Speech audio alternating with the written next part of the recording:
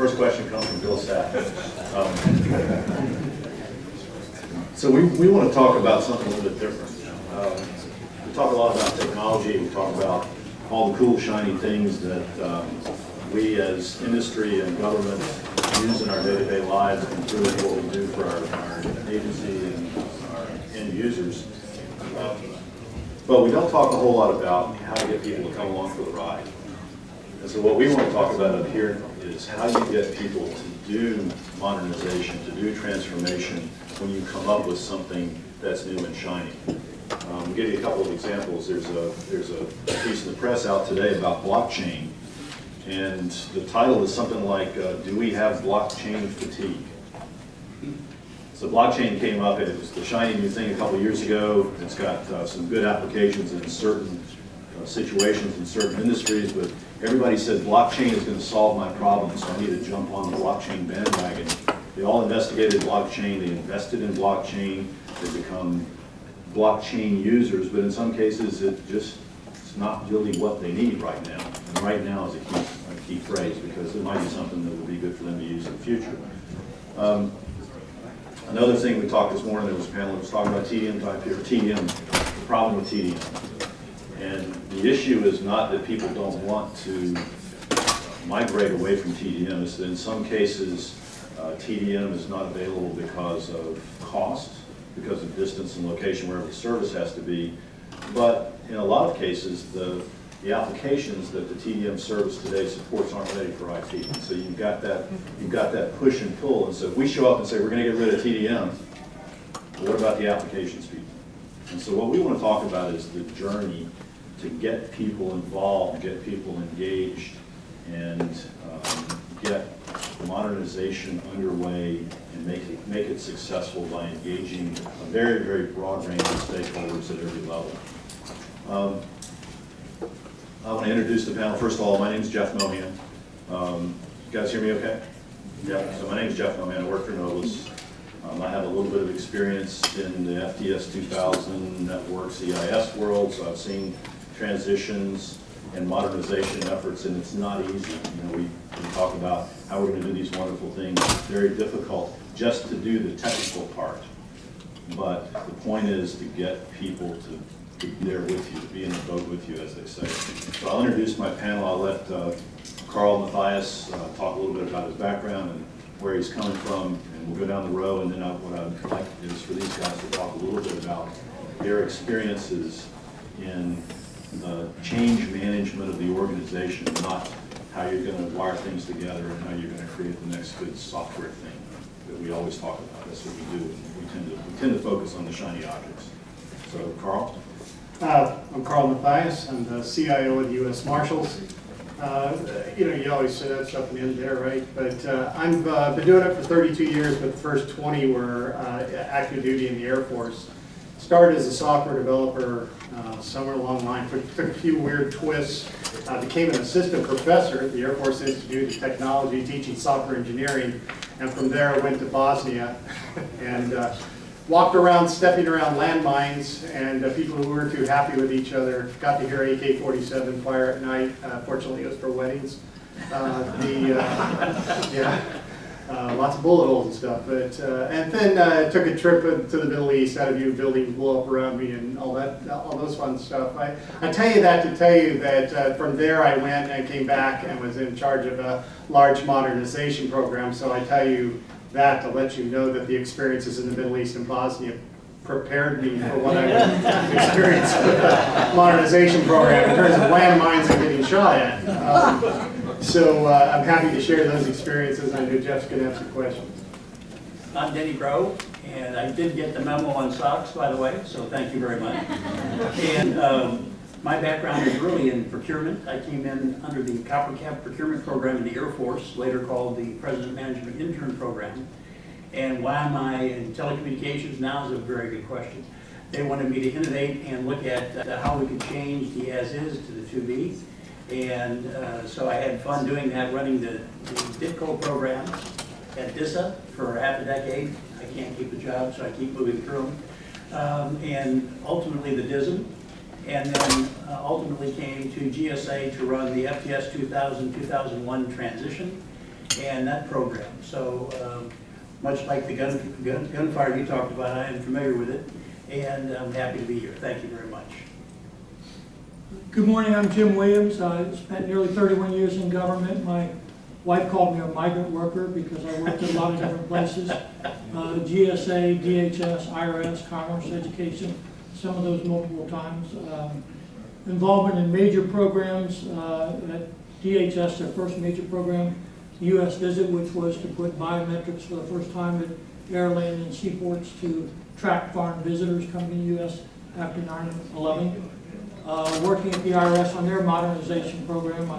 I would call it version 3. It has failed twice before, and I think we were probably the largest modernization program, or one of the more visible ones in government.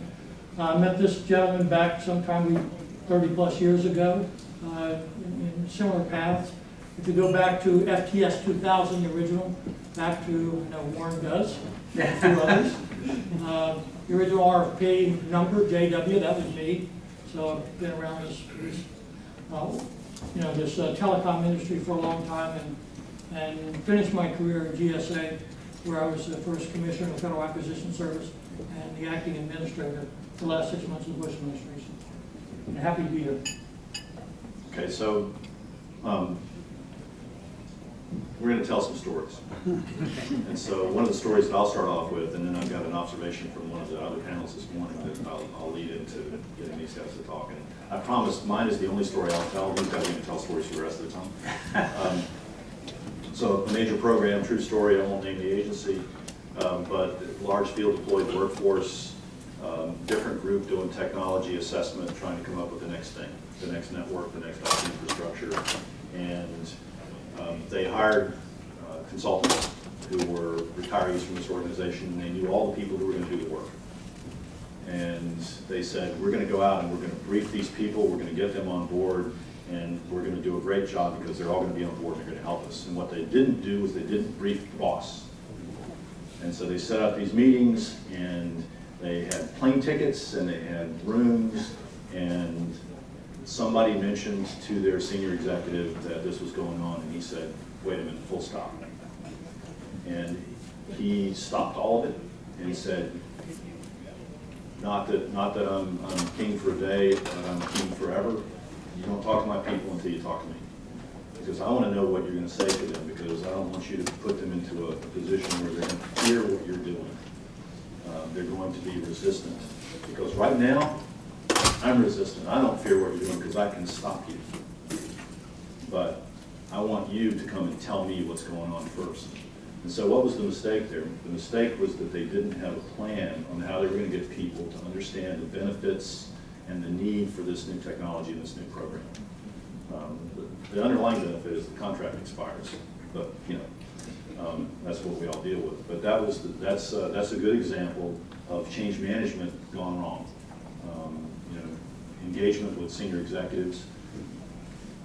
So that's my story. That's about 3 weeks old.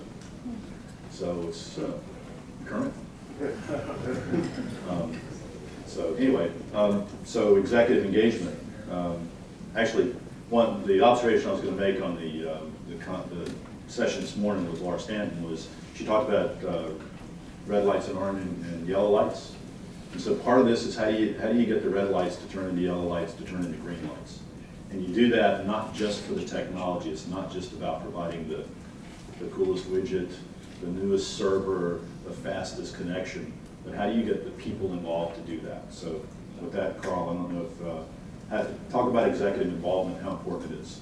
So I think I'll split this at a couple levels. There's the big program executive involvement, and if you want to take a look at that, the marshals are embarking on a modernization effort to redo our prisoner management, warrant tracking, judicial security, all of that stuff. We've got some old apps that we're going to redo. There's no way for the CIO just to say, well, I'm going to have a little team that goes out and does this. So we didn't. I knew that wouldn't work from previous experience, and we'll talk about that later. What we did was I advocated for putting the program underneath the Associate Director for Operations at the Marshals. So that's not even in my directorate, but it is under Operations. And so they were able then, from the executive leadership point of view, this is under the director, to bring in deputies from the field to sit in the program office with the developers. Where they're over there right now working these things and releasing. It's an agile development going straight to cloud, Amazon Web Services, what we're using right now. They're over there developing capabilities with the deputies in the room as the product owners. And so that doesn't happen unless you have executive involvement right from the top, clear down to the deputy level. And so that's for larger programs. But for smaller ones, sometimes it's better to go bottom up. And so what I did, if you want to call me the executive level engagement, was I set aside a pot of money to do innovative things, okay, with no specific thing in mind. In particular, oh, it's in my pocket, we have our mobile smartphones, and what we were asking was how can we make the deputies more effective in their missions? And so we did something smart. We put, and I say we because I have a leadership team, we put my people out with fugitive squads. I have pictures of my chief technology officer in body armor holding the door ram out with the squad. So, I joke about this, nothing scarier than seeing an IT guy with a badge, but we put my folks out there. They went with the teams, they got to see what it was, and then the teams started talking to them, wish we had this, wish we had that. So what we ended up with was a mobile application that can call up criminal history in seconds. They're used to waiting minutes, and that's a long time when you get somebody shackled up and you're asking a local person to do it for you. Now you can do it in seconds. You can pull that straight up. Now we've taken that a step further. We attached a secure Wi-Fi fingerprint reader to it. So now if they don't want to tell us who they are, and this may shock you that our fugitives would lie about who they are, we can tell within 5 seconds who they are. It's to the point that one of our deputies is very frustrated. He wanted to kind of see a comparison between how fast could we figure it out versus how fast could the state or local. And the minute we pulled that fingerprint reader out, the fugitive would admit who they were.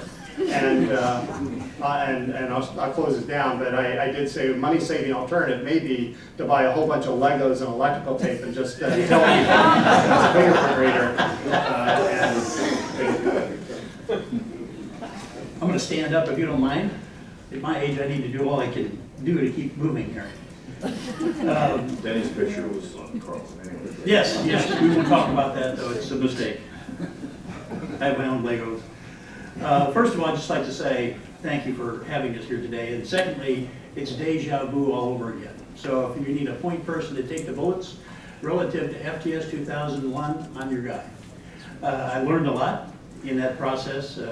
I think we have roughly 34 principles in terms of lessons learned that we in fact have now gone about 80% through, which is very impressive. Because I think for the first round through networks, we looked at them and forgot that they existed. Things about FTS 2001, because it'll be here today. And that is, have we heard about crossover, right? MAAs, long distance, merging together for maximum competition. All that was a part of the SVS, DTS, FRS, ATM, and IPS aspects, as we all know and love so dearly. Why am I telling you all this? The GAO helped me in one of the issues. They said FTS 2001 was sizable and complex. Well, I didn't know that. So I appreciated them sharing that with me. And what we did for testimony on the Hill is we said, well, let's give you a size comparison in terms of what this really means. And so it's equivalent, FTS 2001, so you can fast forward to where we're at today, was equivalent of transitioning 25 Fortune 500 companies at the same time. Now we think of FTS 2001, that was pretty basic service. I mean, no big deal. But it was a big deal. And we learned a whole bunch. I learned a bunch, I know. A couple other comments I wanted to just mention, and that is,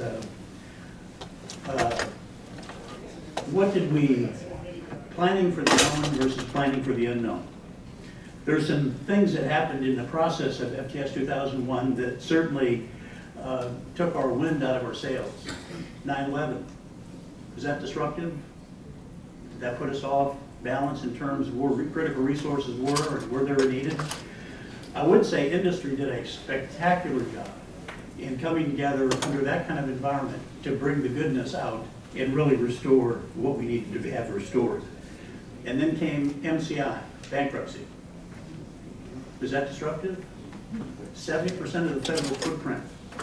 And I had people on the political side telling me, you terminate people for bankruptcy, for evil acts. I said, I think there are about 2 or 3 that are involved in that, not to be confused with thousands. And what do we do with transitioning to some other vendor? How long would that take? Best estimates, 18 months. That kind of puts some problem in what we're dealing with in terms of trying to move the program forward. But with all that said, there was some great success and great lessons learned and some measures of success, which is really the point of today. Time to install services, is that critical? Time to repair, restore, service outages, cause of service outages, level of service availability, and pricing to get commercial contract aspects. So all that was critically important. And through that, there's a moral to the story. These are the top aspects that I learned, and this is a commercial study, above and beyond the GAO reports, of top management support. Change alignment with organizational strategy, that's under change planning. Build change management team. Assess the readiness to change. Involve employees in change planning. Or some of these things I can tell you, I missed the boat on. Second thing, change management. Effective communication. Is that just in the headquarters? Or does that include the field offices as well? And by the way, the one that was left out the most was the procurement folks, who probably needed to know what was coming. So another lesson learned. Next area, change performance. Change reinforcement. Reward and recognize. Celebrate early successes because the risk factors won't go in your favor. Lessons learned from change process. Change your dimension of what you're measuring and how to measure it. From a personal perspective, and I think this gets to the punchline of what Jeff was asking me to get to, what was the success of all this? Many failures. The success was SSA, by way of example. Actually modernized, before it was in vogue, their service to the citizen with kiosks across the country, over 2,000 offices. Through all this turmoil, all this strife, they stood tall and moved, not just like for like, but real transformation. And that was a great success story. And I think if you look at the 2017 GAO studies, you'll find that SSA is slated again to be in the top vein of where they're going and where they're headed, along with USDA, Department of Labor, DOT, and SEC. So to EIS, I think we're on the right path, and I think we can learn from our lessons from before. Thank you.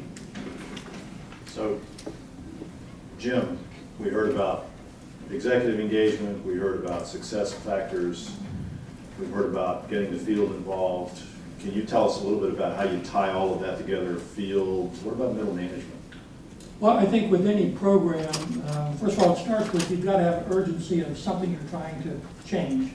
So you've got to have that urgency. I think with EIS, you've got a contract deadline from GSA, but in other places, where I've been, like at DHS, the threat of a foreign visitor coming in and not identifying a terrorist, that was an immediate threat of urgency.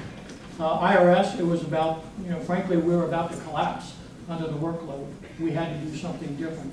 But getting the urgency, getting the plan or the vision, and aligning, as somebody, I think Sean said earlier, aligning the funding with that plan is important. But when I was at DHS and somebody said, you're a program manager, that means you spend all your time on earned value. And I said, well, that's probably 2% of my job. And 98% was stakeholder management. And if you've got any kind of a program, if you don't have a stakeholder map, then you're going to be in trouble. And besides having the connectivity to the top level leadership. Al Gore used to say, in government, we only build systems for a champion. Somebody's got to be a champion, and that's helpful. But you know, if you're looking to do something and transform something different, you can do what Carl mentioned and put that change management program in the operations. But a lot of times these programs cross operations, and you have a program management team outside of operations. And that means they're immediately resented by operations. Who are you to tell me how to change? And the example you gave of the executive saying, you come to me first, as you and I talked with Denny on the phone, that's the kiss the ring scenario. And I've been through that where I had executives on my team from different parts of the organization, and their leader said, I haven't been briefed. I said, well, your executive was supposed to brief you every week, but I haven't been briefed, which meant I had to go and kiss the ring of the emperors. And you know, I did it because you know, constantly managing those stakeholders. If you have a vision, and what you have to convince them, to me, is you're working for them. And I'm sorry, but if you're out in one of the agencies and you're going in to talk to a business executive about TDM and MPLS and things like that, that doesn't make a darn bit of difference to them. I mean, they probably look at telecom as a utility. You know, and they really do. But until you convince them that you've been given something that is going to allow them to change their operation the way they want to change it, then you're not going to be successful. And constantly getting them, whether it's through an executive steering committee or something that meets regularly, that keeps them up to date and let them think that they're driving it. Because if not, then they're going to abandon you. And they're going to say, well, that's a technology program. If you look at what the IRS just came out with about 2 weeks ago, they came out with their modernization plan. And they call it the business plan because it's not a technology plan, it's a business plan. And as Carl was talking about, it's so important to be close to operations. And if you're not in operations, you better find a very, very good, respected friend in operations who is going to help you and support you, who's in the business or in the operations or something that's going to help you with your credibility. And you need credibility from day one with all the people who work for you, all the people who don't work for you, because most of these jobs, you have a core small group of people, and then there's a ton of people who don't work for you. And program management is one of the hardest leadership jobs because these people don't work for you. And generally being in program management, what it means is that other people want to use your money to accomplish their things. What you really want is them to use their money to accomplish what you want. And that means it's a lot of, you know, stakeholder engagement, cajoling, and all of that. And it's an ongoing, you know, looking at that stakeholder map. Are we really communicating at every level? From executives, GAO, who can be your friend. They can be your friend when you're going through this. So I would suggest engaging. I invited him to my weekly meetings, and I found it very, very helpful. Because where I had needs, and the rest of the department didn't believe I had needs, GAO would support me with the program management needs. I needed a budget person. I need a person who can interface with the budget office, and GAO would support me in that. And that was very, very important. You know, you need credibility with the industry, because if the industry thinks you're not the right leader, you're not the right plan, they're going to whisper to somebody else. So getting that urgency, that plan, that funding profile as somebody talked about, and getting the right team and constantly work with the stakeholders at every level. And it's, you know, these days it can be a lot of high tech, but it's got to be high touch. It's got to be personal. When I was at DHS, heading up a program that impacted probably 7 different parts of DHS, including places like state, defense, transportation, I went and briefed those people personally because that's what needed to be done to make sure I 100% had their support 100% of the time. Don't forget to kiss the ring. I worked on a large program and we were building a stakeholder map, and you get different people in the room, you say who are the important stakeholders, who are the people that you need to talk to, and the map got bigger and bigger and bigger. And then we said, well, we need to figure out the reds and the yellows and the greens, and somebody said, oh, no, you don't ever want to put that down in writing because somebody's going to get a copy of the map and they're going to say, and they're going to become even more red. And what is a stakeholder? Somebody can put a stake in your heart. So I suggested we were having a session one time to build a map, and I said, well, we can put the IP on here. And the program managers from the government said, oh my God, why would you ever do that? And I said, well, this is a big program, and you're going to have a meeting with them, and it can either be on your terms or on their terms. And if you set the meeting, you set the agenda, and you find out very quickly what their concerns are, and you can deal with it. You can mitigate whatever kind of risk they see in the program. You can talk to them about it. You can talk them through it. But if they call you out of the blue and say, hey, come visit, that's a really bad thing. So that's another example of my experience with stakeholder maps. I don't know, Carl, do you guys, how do you guys identify who the people are that can stop you, basically, put the stake in your heart as, or in your program? Well, it might, can I broaden the perspective on Sure. where do modernization projects go to die, or how do they get there? Yeah. Because I unfortunately had a couple. There's what I'll call the operational ways that modernization projects die. The operational ways, the things that have killed me on modernizations are simple. Number one, data. I've done a lot of modernizations, new development. Data has killed me every single time because we are the federal government, and I don't think commercial can be any different. We want to keep our data from 1942, back when we were attacking the Germans, and make sure that, because it might be relevant today, so we're going to transfer all that forward. That's never nice, that's never clean. Law enforcement has to keep lots of data. When you're out looking at us as the federal government, we are not the same between agencies. I'm just going to tell you that. What I did with data in the Department of Defense was radically different from what I do with data today. So if you're out coming to us with solutions and it has to deal with data of some form, you need to understand that. And here's why, because there's a tie between data and the next thing I'll say. The thing that'll kill another modernization project fast is things you're all interested in here, connectivity and circuits and how I get it. So I talked about this mobile app, right, that you can go out. This mobile app has saved children from pedophiles. I kid you not. We actually ran it against somebody. When we pick up a fugitive and they have children, we leave them with a family member. But now we can check the family member's history, right? One time, that family member was a convicted pedophile. We got those children out. Now what if, that was in a city. What if I'm in Alaska, in a village? All right, there's no connectivity there. How do I get back? Okay, I'm going satellite. Is it going to work? I don't know. So we're trying those things. You're a highly mobile workforce. You have limited connectivity. We got to make sure it still works for them. All right. If you are in the other scenario that I've had, where it's not about that we're so mobile, but I'm transferring a lot of data. And so let me come back to the modernization program. Because we joke about it, and it's not a funny joke. It's a funny joke, but it's not a funny joke. So I am putting things in Amazon Web Services. They're mostly in the Northwest region right now, trying to build up more. Okay, the one thing I've not figured out how to do is suspend the laws of physics, because at some point I got to move data from that part of the country to Florida or to here. And there's going to be latency involved, right? So now you've got to think about how you're going to engineer. If you do this improperly, you're in a lot of trouble, right? If you take something out of the box, I guarantee you're in a lot of trouble. If you want to know about that, ask the Air Force about ECSS, Expeditionary Combat Support System. I was on the technical evaluation about that. I warned them, okay?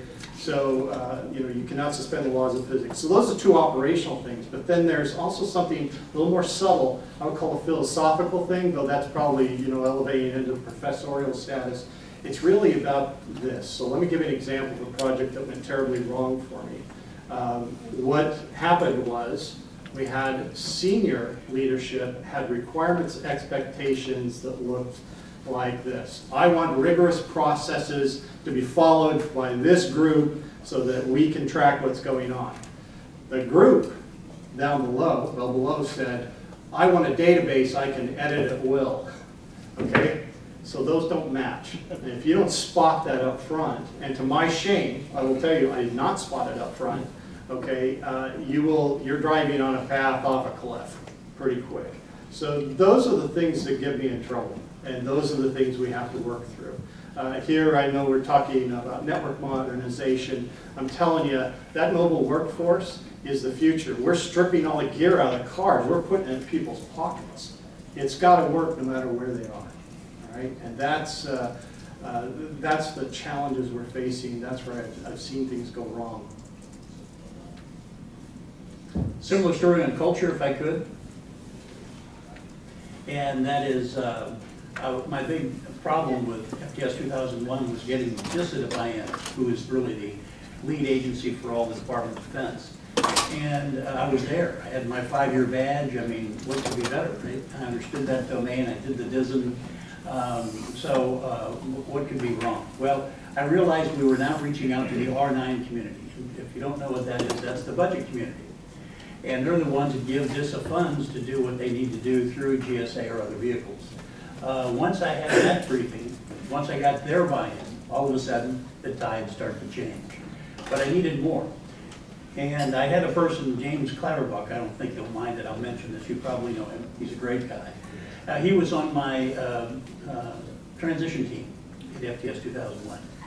And he seemed to be pretty well liked because he had budget data and he had a lot of interpersonal skills that were meaningful.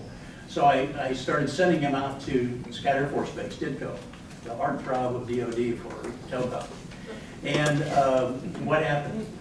They wanted to hire him. I thought, hell, this could work. Yes, we can hire him.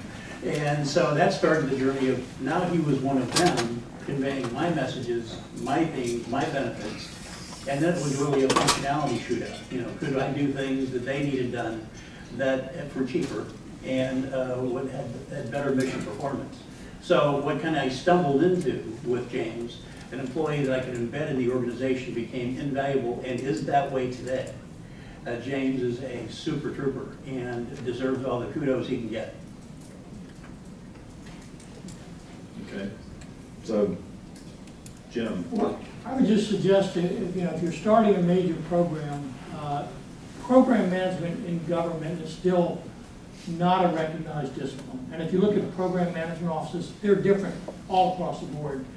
When the Affordable Care Act, if you remember the website that went up and failed miserably, and Steve Van Rokel, the federal CIO, came back to IAC and said, how do we do this differently next time?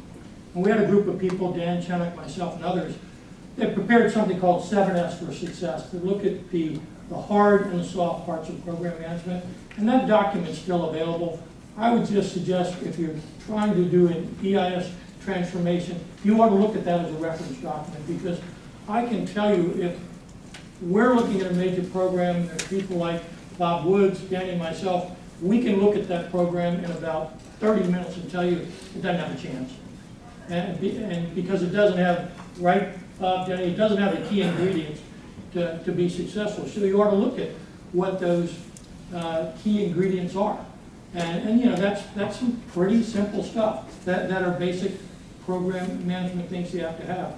A lot of people have said this today, and I don't mean to denigrate anybody, but saying it's okay to fail, it depends upon the risk tolerance of the organization, your leaders above you. Fail and then see what happens. Yeah. I mean, Fear comes to mind. You can fail, but you won't be the next person leading it in all likelihood. And EIS is big. It's big and it's complex. It's much more complex than it was before. It's got whole new funding profiles that are totally different. It's got to involve the field. If you look at where FTS 2000 started, it was 6 services, and it was only long distance. It was really to replace the voice network. Correct. But now it's so inordinately complex, and it's so critical to the operation of every agency. You cannot fail. You have to succeed. Now you might not succeed the first time around, but it has to succeed. The contracts have to be replaced, and things like TDM going away. So thinking that it's okay to fail, that's on some small DevOps thing. That has no application to EIS, in my opinion. So plan for success and make sure that, as Kurt, who was here earlier, saying he's jumping up and down all the time to draw attention to what he needs to be successful. I think, too many times telecom can be a back office assumed thing. And now that it's in the spotlight because of the transition, and I think with creating that urgency, sometimes it's a push and a pull. And the pull is the benefits of transformation, the benefits of lower prices, it's all those things. The push may be, if you don't do this well, you're gonna be on the top fold of the Washington Post. You're the big agency that failed to do this. GAO is gonna spotlight you. And you want people to know at the top, this is gonna be a threat to the mission and a threat to the reputation of the department or agency. You better pay attention to it. So screen for the urgency and get the support, get the budget support, get the congressional support, get the internal support, get the operational support, and work that constantly. And if anybody wants a 7S for Success documents, I think it's 2 pages, so it's easy to read. If I could piggyback on that, I gave a talk the other day, I talked about the risk acceptance plan of the federal government, then I flipped to a slide with a picture of a guillotine. Yeah, feel free. But I do think that we have learned some things in terms of how we develop systems now. When I left the Air Force Research Lab, left the program there, I claimed that I left it with a score of 9 and 1 because I had this financial system that we just couldn't seem to get our arms around because of the data. And it was the first time I'd ever used agile development techniques. So we called it pair programming back then, but it was agile. And I walked away with a negative impression of agile, but then later realized that agile hadn't failed. Agile had succeeded because it failed early. And I think that's the key. If we are going to have a failure, let's not have a massive failure. Let's fail early, recognize there's a problem, be willing to cut it off. And I think, I talk about, to my shame, I should have recognized this one project wasn't going to work. Well, I saw the signs, but you even as many projects as I've cut off early, that was one I'm doing. It just needs a little more fix, and we actually abandoned some agile techniques. So I do think there are new techniques. They're not new anymore. Agile's been around forever. DevOps is there. We just need to make sure within the federal government we're adopting them and that we truly are going to stop something that's going south very early. But I think you're talking again, Carl, about something that is a small pilot. Not EIS, yeah, Right. I'm not talking about that. The EIS you would have stopped in as you were developing the contract. Yes. We're not in agreement on this yet. Agreed. So fail before your boss finds out about it. Can I add one thing? I mean, I see agencies doing this right now. They're in their back office planning for how to do this. And I heard 2 of the people up here today saying, 3 of them, it's acquisition sensitive, I can't talk about this stuff. I said baloney. I mean, it's just ridiculous. There are no acquisition rules that say you can't talk. There's nothing in the FAR. And I talk to young acquisition professionals occasionally and ask them, when does the blackout period start in federal procurement? And some will say, well, when I receive a requirement, or when we put out an RFI or draft RFP, when we put out an RFP, when we receive proposals. It doesn't exist. And I'm sorry, but these people who are planning, their modernization, whatever plans there are, without engaging, there's only 9 suppliers. It's not that hard. It's not like you have to engage the whole world. And even then, you can do a down select to white papers that allows you to deal directly with the art of the possible from the private sector. And it's versus just saying, we're going to go in the back room, we're going to come up with a plan, and then we're going to see if it works. And I just think more industry engagement in what you're trying to accomplish, the acquisition strategies, the evaluation strategies. I ran a major program. It was a $10 billion maximum award. And I brought in the 3 companies who were going to bid. And I said, we're going to put you 3 in a room, and we're going to give you an hour and a half. We want you to come up with the evaluation criteria we think you should use, that they thought we should use. And we came back and they said, we agree 90%, the other 10% we don't care. And for the most part, we adopted their evaluation criteria. And you can engage industry a whole lot more. And for these people, I'm sorry, and I don't mean to criticize them, but they're being trained by their procurement people in the wrong way to say they can't talk. This is a widely, attended group. They can say whatever they want, and they could do a better job of engaging, the EIS suppliers in those discussions. I know they're doing one-on-ones, and that's good, a good thing, but that's almost like a one-shot thing, and I think it ought to be a regular communication as to how they develop this, how they develop their requirements, their objectives, and their timetables, their acquisition strategies. So, Great I'm point. sorry, I'll get off Great my point. soapbox here. Like your passion. So we want to open it up for some questions, but what I hear is communications.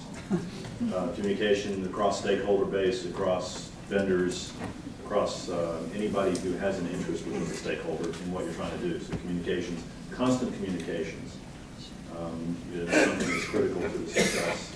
But the only comment that I would make before I open it up to you guys to ask questions is, there was a discussion about making it personal. So make it personal. Find out if you build that stakeholder map, and you don't have to build a formal map. You can have it in your head. Although I don't, you tend to forget things. Find out why that person wants you to succeed or doesn't want you to succeed. Because at the end of the day, it is personal. It is personal. And it's going to be the people at this level, and the people at mid-management, and the people at senior management. It's going to be people in your chain. It's going to be people that have money. It's going to be people that manage regulations. The broad spectrum of folks that are interested in what you're doing. Figure out how you can help them understand why they should be an advocate for you and why they should want you to succeed. So anyway, with that And by the question, way, sometimes you can tell whether they want you to succeed. If you're looking for people from them, look at the people they're offering to give you. I needed people from an organization, DHS, and the guy was a great guy. He was a dog trainer. questions for the panel? No questions? Where's Bob? Bob, ask a question. He's being mic'd. He's being mic'd. Ray, ask a question. He's been mic'd too. Can you talk about a program that has gone well, where you've used all the steps and it's gone well for you? So to repeat the question, can you talk about a program that you implemented and it's gone very well to what you originally thought of when you proceeded? Well, I can talk about one, and it was, I know this is going to sound egotistical, but it's a program I headed. I give credit to the people who worked on it. And one of the things we did was early on, we had 4 unimpeachable goals, and I set those in concrete. I wouldn't let anybody change a comma or a period, and we stayed focused on that. And we knew we had to deliver to 154 airports. At one point in time, late in the program, the guy who was our implementation lead said, we're not going to deliver at these 2 airports. And I said, well, why not? He said, well, they're inactive right now in terms of international arrivals. And I said, I don't care, deliver it to them anyway. Because I didn't want to change a number and open it up for somebody else to look at and say, why is it 152 versus 154? So I think at some point in time, you've really got to lock things down what you're trying to deliver. But be so focused on delivery and make people think that you are working for them. This is something where everybody I was working for, I said, my job is to help you improve your operations the way you want. And because in the end, I'm only helping to deliver change for their operations and making sure you have, as I said, a friend in operations, somebody who can translate it well within that organization what you're trying to do. And with telecom, if there is a transformation of business process, it can't come from the telecom person. It's got to be you translating that, or the person in the operation translating for you, and then them spreading the word about what you're going to achieve. So, if you're just delivering, backbone network, that I think you can do, and you don't need all this transformation as much. But if you're really trying to accomplish transform business processes, you better get somebody who owns a business talking about what you're going to do for them. Other questions? So, did you want me to, okay, so, this kind of wrapped a lot of things in, but one of my first big programs I ran, well, relatively speaking big, about 120 million, was to automate business processes in the Air Force Research Lab. The lab had been split into, originally it was 10 different labs, and they combined it into one each, so you had 10 different sets of processes, and you had 10 little warlords out there running them, okay? Yeah, so they had a commanding general, we got the commanding general in there, and he's trying to bring everything in together because you have 5,000 research projects going on in various forms, lots of duplication of effort it was happening. So that was the goal of the system, was to standardize. Well, we had good tools. We're engaging at the levels. I brought in the lower levels, the researchers on up, and I brought in a vendor that had CMMI level 3 processes. They were really good at what they did. But in the end, we just ran into that brick wall, like Jeff was talking about, of you had those local warlords who weren't really wanting to play. And this is where the executive engagement comes in. Commanding General of the Air Force Research Lab said, I will not approve a research proposal that doesn't come to me through EVS, this system. And nobody believed him until the very first time one came through, and he said, yeah, I approve this and fund you, but you didn't send it the right way. And that shot through the organization like an electron. The next thing you know, they're all coming in that way, and they wrote it in as a senior executive service member. I can tell you, it's near and dear to my heart when they write it into your PWP, right? So as an item, and so between the top level, I'm not going to take it anyway, but through this system, to the bottom level of engaging them to say, what do you need? How can we make this work for you? It worked. I do joke about, if you talk to a lady named Pam Dawson, she will spit on the ground if you say my name to her, because of that financial system we were trying to get going. That's my 9 and 1. But they did get that working after I left, by the way. Maybe I just had to leave. But you know, so I have seen it work well. You know, if you don't mind, one other thing, you know, the linkage to the strategic plans is so important. Dealing with something in the IC right now where they said, this is a top priority. Very top priority by Dan Coates, the DNI. And then you look at his top 6 priorities, it's not there. And, you know, here I think, you know, you can link things up to the president's management agenda if anybody cares. But linking them to, you know, whether you're in a component or an operating division, linking it to the strategic plan of that organization and above, just to claim alignment. You don't want to be out of alignment. And you want people to know that there's linkage to the strategic plans going all the way up. You know, just a quick comment if I could too. That's the Service Response Center I had the ability to run with great people at GSA and in the user community after 9/11. And I have never seen a more innovative, creative group of folks tremendously focused on one issue, getting things back up. And industry, I just can't praise you enough in terms of how you all came together, opening the kimono, talked about the things that were near and dear to you, and working across the table. We all sat around a big table and dealt with solutions real time. It made me proud. It made me proud to be an acquisition guy because there were no impediments to success. We did what we had to do based on knowledge of the mission. So there's hope. You know, one other comment. I mean, this is really about infrastructure, and nothing succeeds without the right infrastructure and being built at the right time. And I would also say be careful if you're trying to argue for a budget, and I had this at one agency where clearly my infrastructure person saw this as a one-time opportunity, and they had been sort of starved for years, and they were trying to build infrastructure for 10 years out. And finally somebody realized it and said, no, we'll give you infrastructure with this funding profile, but you're not going to build over capacity. But still, you know, things fail because infrastructure is not in place. So this is infrastructure, and I mean, you can look at so many missions fail if this is not properly funded and resourced.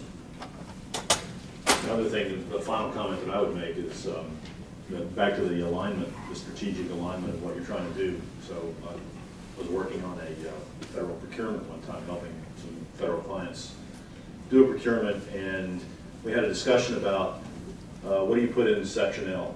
nerdy procurement thing, because you guys know what Section L is. It's the thing that you end up evaluating. You've got all this documentation that tells you what they want, but Section L says you must do this. And somebody said, well, what do you mean, what do we put in Section L? Oh, we have to write a Section L. And the question is, well, you've been briefing finance people and your senior management and all these people through this big, nasty procurement step to get approval for this project. What have you been telling them?